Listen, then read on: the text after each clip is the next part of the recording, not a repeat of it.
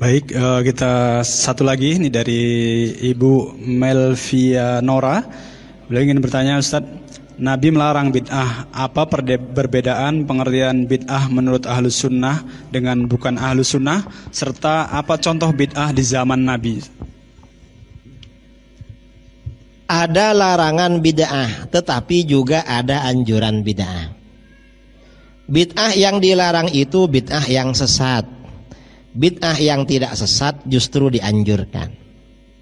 Di satu sisi Rasulullah SAW bersabda, kullu bid'atin dhalalah.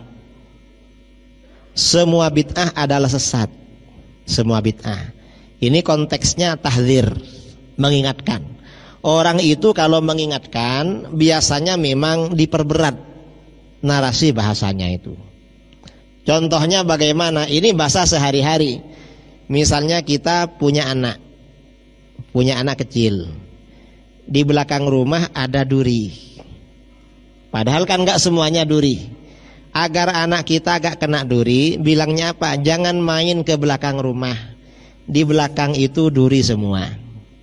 Padahal durinya hanya beberapa aja. Cuma karena mengingatkan, anak kita ini anak kecil, belum ngerti apa-apa, dibilang duri semua. Dan itu gak bohong itu. Mengapa gak bohong? Ini namanya kalau di dalam bahasa Arab, dalam bahasa ilmu mantek, itu kul tapi kul kulli. Kul itu semua, tapi maksudnya sebagian. Bukan kulliyah, bukan semuanya secara total itu. Nah, hadis kullu bid'atin dhalalah, semua bid'ah adalah sesat. Ini namanya lafadz umum, cuma kata Imam Nawawi amun makhsus. Redaksinya umum semua bid'ah, tapi makhsus. Makhsus itu artinya apa? Jangkauan hukumnya dibatasi. Artinya gak semua bid'ah sesat. Yang sesat itu sebagian besar bid'ah sesat. Mengapa sebagian besar? Ada yang tidak sesat karena ada hadis-hadis lain. Mana hadis-hadis lain yang menjelaskan bahwa tidak semua bid'ah sesat? Contohnya hadis riwayat Imam Muslim. Riwayat Imam Muslim ya, yang berbunyi Rasulullah SAW bersabda, man sanna fil Islam sunnatan hasanatan falahu ajruha wa ajru man amila biha ba'dahu min ghairi ayyanqusa min ujurihim syai'. Siapa yang memulai dalam Islam perbuatan yang baik. Namanya memulai berarti asalnya tidak ada, lalu diadakan, berarti bid'ah. Sesuatu yang gak ada diadakan namanya bid'ah. Perbuatan yang baik berarti bid'ah hasanah, maka dia dapat pahalanya dan pahala orang-orang yang mengikuti tanpa kurang sedikit pun dari pahala mereka. Nah, hadis ini berarti motivasi agar kita buat bid'ah yang baik. Dianjurkan berarti.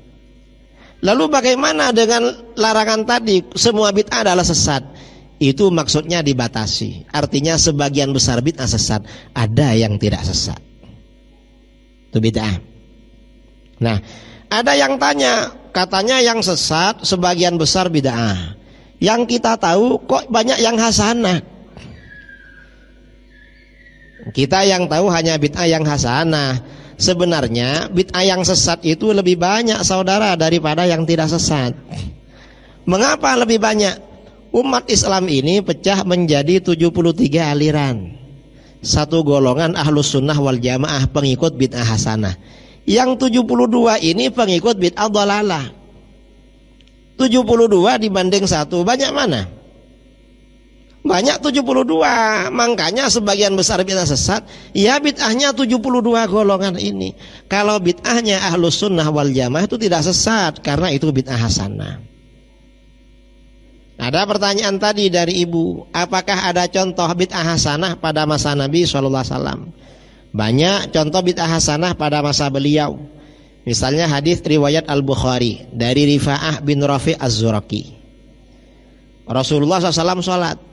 Ketika bangun dari ruku' ya menuju i'tidal, Rasulullah membaca zikir Sami Allahu liman hamidah.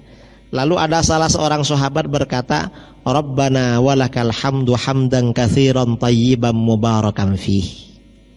Mestinya kan yang dibaca Rabbana lakal hamdu mil'us samawati wa mil'ul ardi wa mil'u ma syi'ta min syai'im ba'du. Ini enggak dirubah sama dia, nyusun sendiri. Apa? Rabbana walakal hamdu hamdan katsiran thayyiban mubarakan fi. Selesai sholat, Rasulullah tanya, manil mutakallim? Siapa tadi yang baca zikir baru bikinan sendiri? Ana ya Rasulullah, saya katanya. Apa kata beliau? Respon beliau. Kata beliau, ra'aitu bid'an wa thalathina malakan yabtadirunaha ayyuhum yaktubuha awal. Aku melihat 30 malaikat lebih yang memperebutkan kalimat itu. Siapa yang pertama kali mencatat pahalanya? Nah, bid'ah hasanah kayak gitu yang memperebutkan malaikatnya lebih 30 itu. Padahal bid'ah hasanah. Nah, berdasarkan hadis ini, kata para ulama, Imam Ibnu Hajar Al-Asqalani dalam Fathul Bari, berarti di dalam sholat itu boleh baca zikir bikinan sendiri yang tidak diajarkan dari Nabi, selama itu tidak bertentangan dengan zikir yang datang dari Nabi. Boleh. Mengapa? Tadi sahabat kan bikin sendiri, oleh Nabi malah dibenarkan. Berarti boleh. Beberapa bulan kemarin ribut-ribut, apakah doa iftitah pakai ini apa enggak? Ini namanya orang cuma belajar di depan laptop, enggak pernah ngaji pada guru. Itu ngaji itu jangan pakai laptop terus, apalagi yang di-download enggak jelas siapa yang nulis itu. Ada kemarin mempersoalkan baca ini wajah tuh. Wong di Al-Quran ada ini wajah tuh, ada ininya. Sebagian riwayat ada yang pakai ini, ada yang nggak pakai. Terserah itu, suka-suka aja. Yang pakai ya sunnah, nggak pakai ya juga nggak apa-apa. Ini mempersoalkan. Ini sahabat ini bukan cuma ini yang dibikin, satu baris malah bikin semua, nggak apa-apa. Oleh Rasulullah nggak ditegur, apalagi cuma ini. Ini yang pertama ya. Yang kedua, berdasarkan hadis ini kata para ulama, boleh mengeraskan bacaan zikir dalam sholat asal nggak mengganggu jamaah sebelahnya. Mengeraskan itu artinya apa? Jamaah sebelahnya sampai dengar tuh gak apa-apa. Misalnya karena was-was ya, baca tahiyat at-tahiyatul mubarakatus shalawatut thayyibatu lillah, gak apa-apa. Tetangganya dengar. Cuma yang sunnah memang israr, yang sunnah itu lirih, cukup didengar sendiri. Seandainya keras gak apa-apa, asal gak mengganggu. Yang mengganggu bagaimana? Kalau sampai teriak-teriak at-tahiyatul, lah kalau begitu mengganggu namanya itu. Karena terkejut, imamnya terkejut juga itu, dikira demo itu. Itu namanya tashwish. Ya kalau cuma nyaring dikit-dikit gak apa-apa itu, gak apa-apa. Ini namanya bid'ah hasanah pada masa Rasulullah SAW. Banyak sebenarnya dalil-dalil bid'ah hasanah.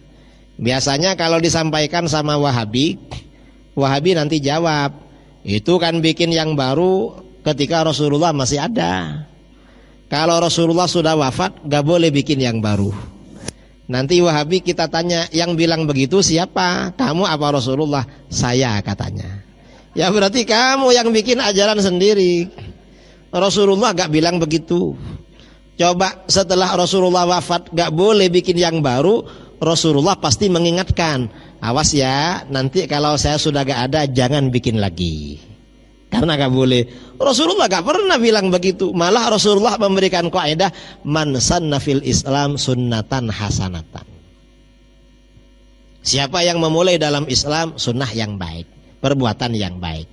Dan ini juga yang perlu kita ingatkan.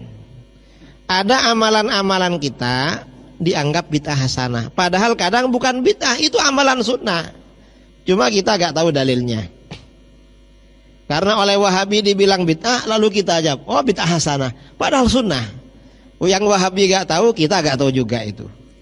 Tapi ya gak apa-apa lah dibilang bid'ah hasanah. Yang penting gak sesat itu.